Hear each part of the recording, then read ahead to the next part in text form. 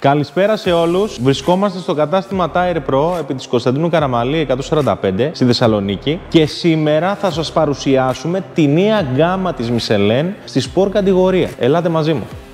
Εδώ πέρα έχουμε το νέο Power 6, το οποίο ουσιαστικά τι είναι? Είναι μια εξέλιξη του Power 5, του προηγούμενου εξαιρετικού ελαστικού της Michelin.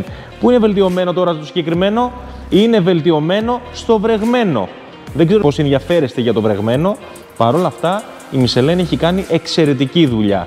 Ουσιαστικά, αν δείτε, οι μεγάλες διαφορές στη χάραξη είναι ότι εκείνη η μικρή χάραξη και όχι συνεχόμενη που είχε το Power 5, στο συγκεκριμένο είναι συνεχόμενη. Υπολογίστε ότι το λάστιχο αυτό θα βγάλει σίγουρα 12.000 χιλιόμετρα, ενώ το προηγούμενο ίσα που τα έβγαζε. Εντάξει, πάντα μιλάμε με φυσιολογική χρήση, όχι με πολύ βαρύ χέρι, να το πούμε πιο λαϊκά. Ένα λάστιχο λοιπόν κατάλληλο για δρόμο. 100% δρόμου για αυτούς που θέλουν να απολαύσουν την οδήγηση είτε σε επαρχιακό οδικό δίκτυο, είτε τη βόλτα του Σαββατοκύριακο, είτε για καθημερινή χρήση. Πάμε στο επόμενο. Το επόμενο λάστιχο ουσιαστικά είναι ο αντικαταστάτης του Power GP. Ονομάζεται Power GP2.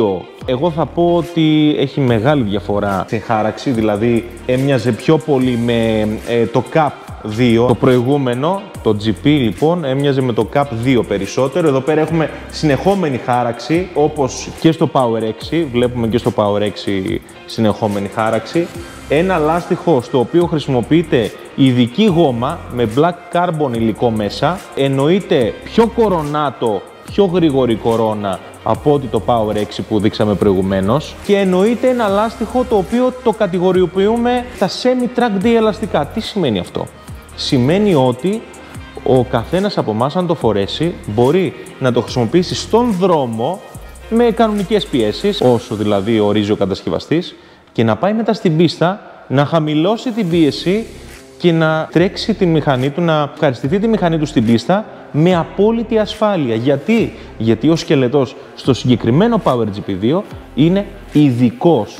Τι σημαίνει αυτό? Δεν χαλάει με την χαμηλή πίεση. Υπολογίστε ότι το ελαστικό αντέχει πιέσεις μέχρι και 1,9 για το εμπρός ελαστικό και 2,3 για το πίσω. Είναι αρκετά χαμηλές οι πιέσεις που σας λέω. Σκεφτείτε ότι μια κανονική πίεση είναι 2,5 μπροστά αντί για 1,9 και 2,9 πίσω αντί για 2,3 που σας είπα προηγουμένως. Υπολογίστε ότι η χαμηλότερη πίεση την οποία αντέχει το συγκεκριμένο ελαστικό είναι περίπου στο 2,1 μπαρ για το εμπρός και 1,9 μπαρ για το πίσω.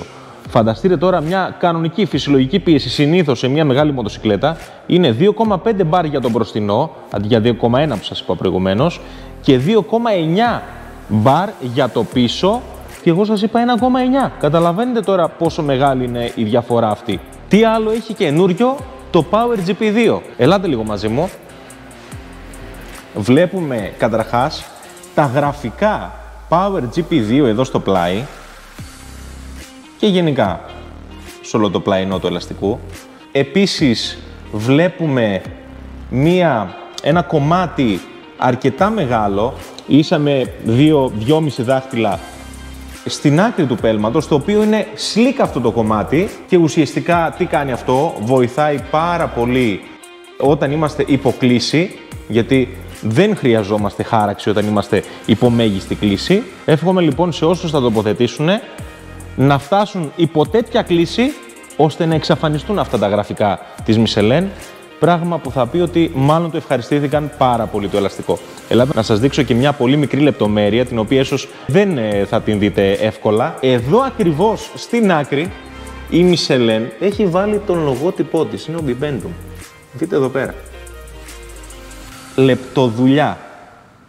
Τώρα σας έχω ως τρίτο σετ τα Cup 2 της Michelin. Γιατί? Για να καταλάβετε την διαφορά ανάμεσα στο GP2 που είπαμε προηγουμένως, που παρουσιάσαμε προηγουμένως, και το Cup 2. Ελάτε λίγο μαζί μου. Δείτε εδώ πέρα πόσο μεγαλύτερο είναι το κομμάτι που είναι slick. Πόσο λιγότερη είναι η χάραξη και στο εμπρός και στο πίσω ελαστικό. Μάλιστα η Michelin έχει φτιάξει σημεία στο slick κομμάτι του ελαστικού, τα οποία είναι για να μετράνε το βάθος του ελαστικού. το βάθος πέλματος. Όταν λοιπόν φαγωθεί το ελαστικό στην πίστα, για να ξέρουμε πόσο πέλμα έχει ακόμη, πόσο βάθος πέλματος έχει ακόμη. Τώρα, θέλω να σας πω και κάτι ακόμη. Υπολογίστε σκάλισμα επί του πέλματος. Τι σημαίνει αυτό? Η χάραξη επί του πέλματος, γενικά, στο Power GP2, είναι περίπου στο 7%. Στο GP2 είναι γύρω στο 10 με 11% και στο Power 6, εδώ πέρα, μιλάμε για πάνω από 13% χάραξη, σκάλισμα επί του πέλματος. Αυτό και μόνο δίνει τα χαρακτηριστικά αυτά τα ελαστικά, τα οποία τα κάνουν για δρόμο και πίστα και καθαρά για πίστα. Τώρα, εννοείται πως το τελευταίο στο οποίο αναφερθήκαμε, το Cup 2, είναι πολύ πιο κορονάτο. Εννοείται πως αντέχει ακόμη χαμηλότερη πίεση στην πίστα, εννοείται πως αντέχει ακόμη περισσότερη πίεση στην πίστα και εννοείται πως τοποθετείται σε υψηλότερης υποδύναμης μοτοσικλέτες το συγκεκριμένο. Ένα εξαιρετικό και άλλης κατηγορίας ελαστικό, είναι κατηγορίας Track Day καθαρά και είναι ένα ελαστικό με πολλή τεχνολογία πάνω, γιατί η Michelin από τα τόσα χρόνια που υφίσταται στο MotoGP έχει πάρει αυτή την τεχνολογία και την έχει εφαρμόσει στα ελαστικά δρόμου. Και πρώτο ελαστικό στο οποίο εφάρμοσε αυτή την τεχνολογία και την εφαρμόζει ακόμη και θα βελτιώνεται το συγκεκριμένο ελαστικό χρόνο με το χρόνο, μην σας πω, είναι το Cup 2 εδώ πέρα που σας έδειξα προηγουμένως. Εξαιρετικό. Θέλω να ξαναδούμε άλλη μία φορά πόσο μεγάλη είναι η διαφορά ανάμεσα στη χάραξη, στο ποσοστό χάραξης, ανάμεσα σε αυτά τα λάστιχα τα οποία παρουσιάσαμε σήμερα. Ελάτε να δούμε λίγο το Power Cup 2. Μιλάμε για το Track Day ελαστικό, το Slick ελαστικό ή Semi-Slick τέλος πάντων.